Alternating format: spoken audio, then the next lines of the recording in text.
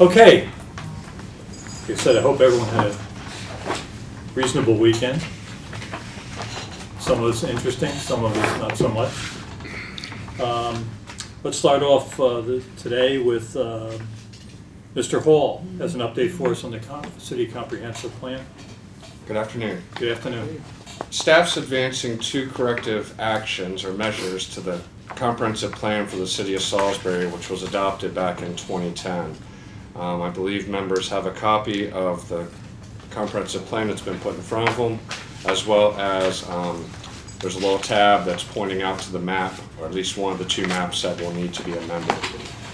These 2 amendments are merely housekeeping items. From time to time, when you have a document that's extensive like this, it's not meant to sit on a shelf. It's a living document. And as such, you're going to go back to it as situations arise, such as annexations or looking at facilities planning, and see if it's still reflective and accurate of what the vision was back in 2010 when it was originally adopted. In addition, for the council, maps have been laid out in front of you depicting the 2 areas where these corrective measures are taking place. If there's no questions, I'd like to go ahead and talk about area number 1, and that's located at the northeast quadrant of US Route 13 and Dagsboro Road. It's a small area. It's currently included in your municipal growth element. You'll hear me talk about future growth area, municipal growth element, and essentially what that means is, as a result of change to state planning law back in 2006, municipal jurisdictions such as Salisbury, with their own planning and zoning authority, have to map out where they'd like to have future growth as a function of annexation. Without that map, the city cannot annex. So as we proceed forward and you look at map either 11.3 or you look at the maps in front of you, area 1 is a small area that was included in the growth element of the plan. However, there was inaccuracy of the land use designation.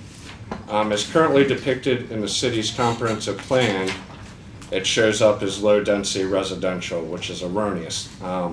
We would not want to have that type of incompatible uses at such a high volume location such as this.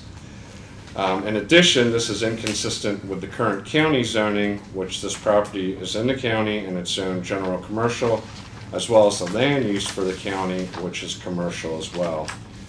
To resolve this inconsistency, staff's recommending that we revise the land use designation to reflect what it should have been in the first place, which is commercial. This would take impact, or this would have an impact on maps 11.3 or 11-3 and 11-4. However, none of the other content within the comprehensive plan would be impacted by this. As you can tell, again, you do have a break in the residential area versus the commercial areas. And one of the things that's driving this housekeeping issue is a pending annexation petition that's been submitted to the city for your consideration, which I believe you'll be reviewing at the next work session.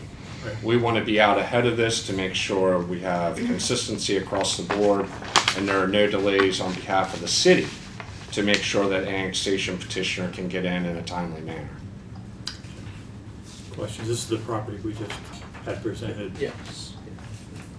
Okay. It would be that corner property as well as Yeah. 2 properties to the north and 1 property to the northeast of it. Now, but the 2 properties to the north of it, they're not currently being annexed into the city. They're not coming in with this proposal that the petitioner submitted for the city's consideration this round. Yeah. However, when you're looking at the annexation petition for the one right at the corner of Dagsboro Road and US Route 13, we're trying to make sure from a design standpoint, from a facility standpoint, that it will be cohesive when the other 2 properties are brought in, or other 3 properties. Is the county redesignating those properties as commercial? They're already designated as commercial. This one, okay. That's what has essentially created the inconsistency. And it's not that the inconsistency is with the county zoning. It was merely a coding error that when we were doing the mapping exercise, this came in as something that it wasn't supposed to be. Okay. So purely a corrective measure. The second corrective measure, if there are no further questions, is actually the northeast quadrant of US Route 50 and Walston Switch Road. It's the Beaver Run Business Park. This was not included in the municipal growth element. Therefore, if there were no amendments to your current document, annexation could not take place out there. We've definitely seen a change in the environment, especially as infrastructure is coming out that way, and with the annexation of Tri-County Council of the Lower Eastern Shore. Therefore, we're recommending to bring in the entirety of the business park. It's approximately 22 properties. It's currently zoned commercial in the county. At this point, we would look to be bringing it into your designated growth area as something along the lines of mixed-use, non-residential land use designation. Does that cover the area where Chop Tank is? Chop Tank is on the south side of US Route 50 is my understanding. Right. So no, it would not cover that area. Gotcha. However, that is part of a pre-annexation agreement that the city does have. Right. And as we get ready to go into the midterm evaluation of the full document, we will be making certain that there's consistency with any pre-annexation agreements and what's been mapped out as a future area for annex consideration. So there shouldn't be any holdup? Okay, None whatsoever. okay. I'm sorry, the Beaver Run Business Park is zoned light business and institutional. So as the county, from a land use perspective, we would look at from a mixed use non-residential, which does not allow for inherently residential uses nor big box uses. We do not want to see that corridor along 50 become or have the same intensity as the Route 13 corridor. That is consistent with your policy document, also known as the comprehensive plan. As we've worked through this process, it's very prescriptive. The state of Maryland decides how you're going to amend a comp plan, how you're going to create a comp plan. Any amendments to the comp plan require essentially the same steps. They have to go in front of Planning Commission for review and consensus prior to any action of that body. Then we send it to the state government, what's known as the clearinghouse, for review comments by state agencies. Subsequently after that, we'll hold a public hearing at the Planning Commission, which has already been done. And the last action is to bring it to your consideration prior to any type of action at a public hearing. The Planning Commission made a favorable recommendation unanimously to forward it to the City Council, and there were no comments received from the state. Staff's available to answer any questions you may have. Any questions at all? Ms. Mitchell, any questions? No, I'm fine. Okay. Great. And we would request that, if possible, this gets added to the next legislative meeting, which I believe is going to be on September 26th. I don't have my calendar in front of me. No, Monday. We won't make it You for won't make it that one, advertising. your next one. For advertising, So- yes, we will advertise for a 14-day period, and then we would come back in front of council for review and official action So we're looking at at your 26th. following. 26, yeah. Yes, 26th. Okay, indeed. good. Thank you, Mr. Hall. Thank you very much for your Appreciate it. time. Thank you, Keith. Thank you.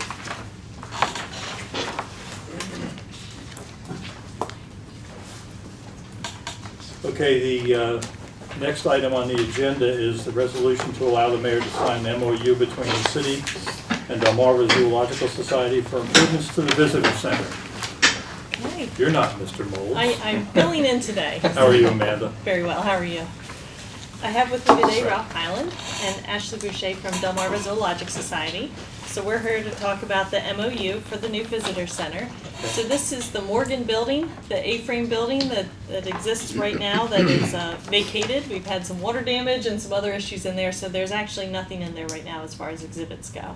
So the zoo's been in a long-term planning process to try to figure out exactly what to do with that building, what to put in there, what the use should be.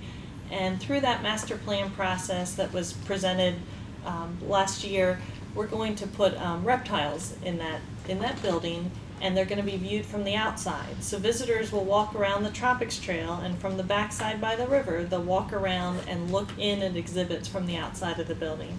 So the inside of the building is really only going to be for staff purposes, and there will be a room for docents to have a storage equipment and to be able to pull things out and have, docent presentations in front of the building on the main trail. But for the most part, viewers will be around on the outside. So this is a major capital campaign. So DZS has done fundraising for this, and this MOU really just says the roles of both of the entities here.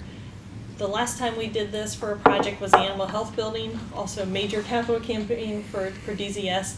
So essentially, what you'll find in the MOU is how we're going to manage this project. So DZS is willing to fund this entire project with their capital campaign.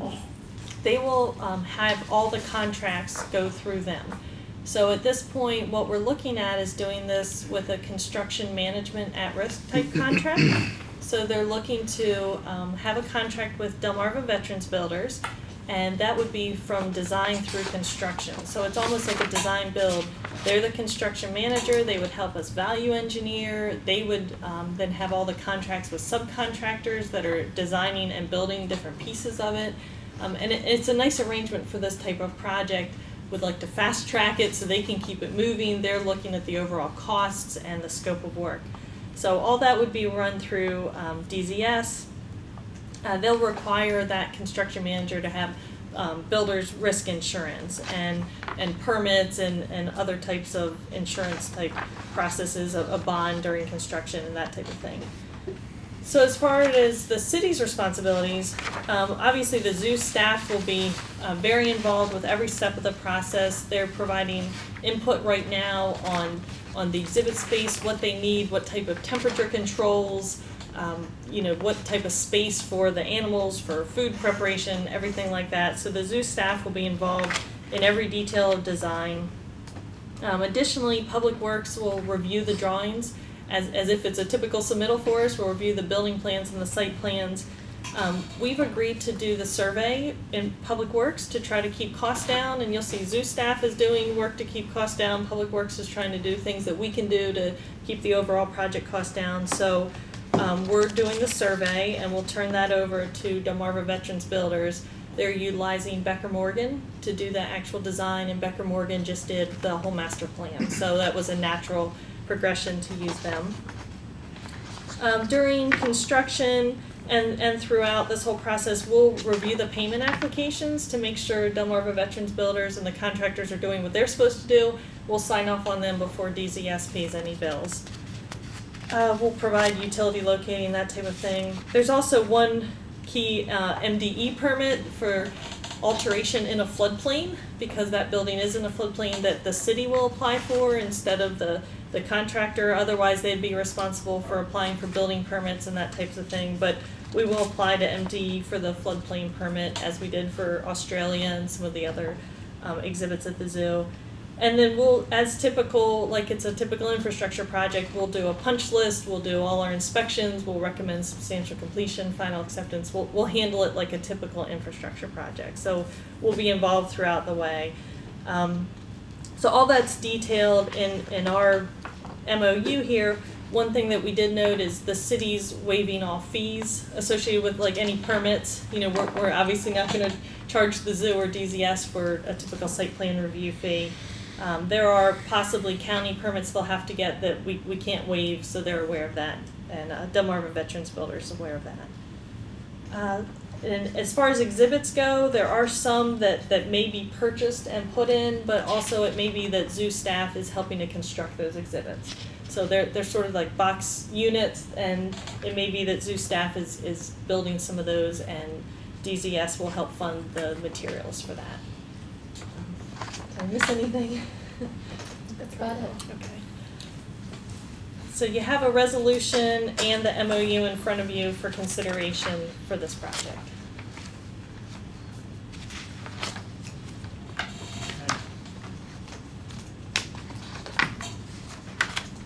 Any questions? Thank you for the support and for stepping up and providing the funds for this. We appreciate it.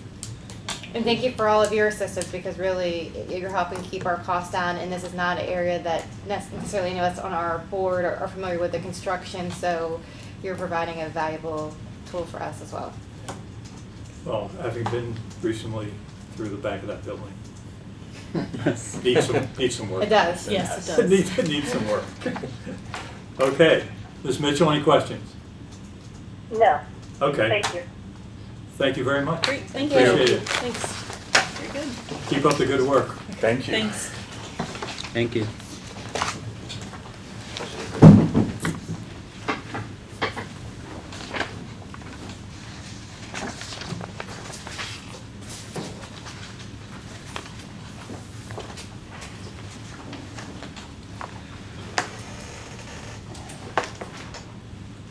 Okay, I sent a text message down to Susan Phillips, and I guess Debbie just left the building. We're about a half hour ahead, so you why don't want we to do just, the chief? let's just, is everybody okay with just flip-flopping in? Fine. Chief, you're up. This is in regards to accepting a donation of apparatus and equipment from for the Salisbury Fire Department. Good afternoon, Chief. How are you, sir? How are you? Doing good. Do you need me to speak? Because he told me I didn't have to speak. You don't have to speak. Okay, good. I don't think. I can. Let's wait. It's not my father. I can't live with that. If you could just, I think this is just this is the agreement from the donation for the new truck. It's a lot of items that over the last couple of years that have Okay. been bought through the volunteer, through the county fund money that they receive, Right. and they Okay. donate all the equipment to the city. And the list is in the packet? Yes. Okay.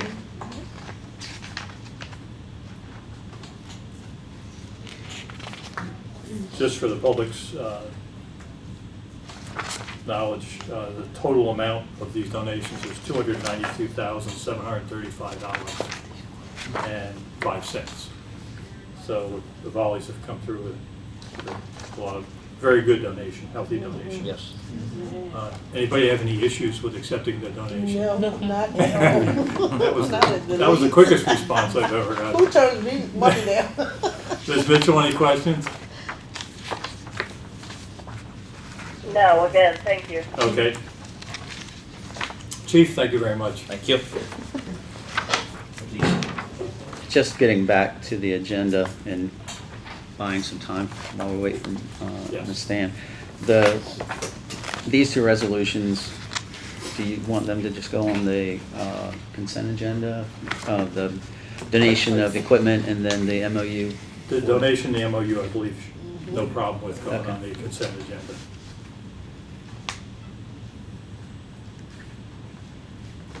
Did he present the donation that fast? You missed it. It was one of the best presentations I've ever They seen. thought we were gonna turn it down. The rule of thumb is anybody wants to donate something for us. Right. We're pretty Probably much, going we're to be probably willing to. gonna. It was, do I have to Especially when speak? it's- And they said no. Is that what he said? Yeah, he said, Chief said I didn't have to Have say to say anything. anything. Okay. Too late Better to again. not, right? Because Yeah. then it's like, well, wait a minute. What are we putting in that truck? $292,000 worth of stuff, Yeah. so that's great. You know, tonight, Money in saved. both of those items, and even in CDBG, I mean, there's citizens who have been volunteering without even being a part of a formal committee.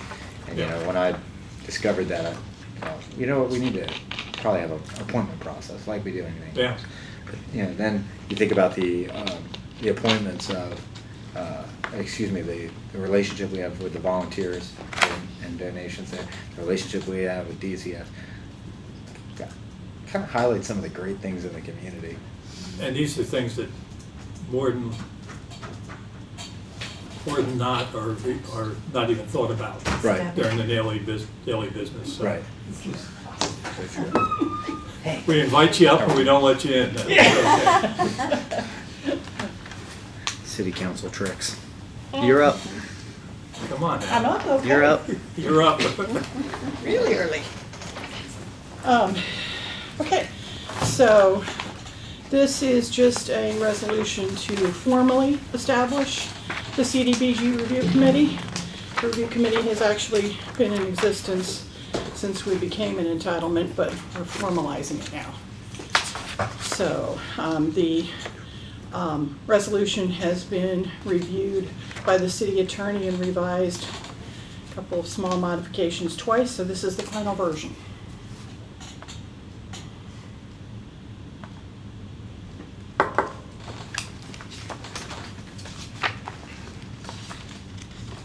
That resolution is in our pack.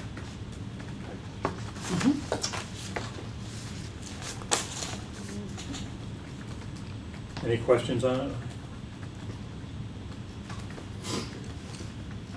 No. Okay, That was easy. that was easy. Thank you, Ms. Stamp, appreciate it. All right. Thanks, Debbie. Okay. Any other discussions? Mr. Mayor, anything? No, sir. Okay, Too easy. if there's no other discussions, I think we'll adjourn. Thank you. We're adjourned. Thank you, Ms. Mitchell. Thank you. Bye-bye.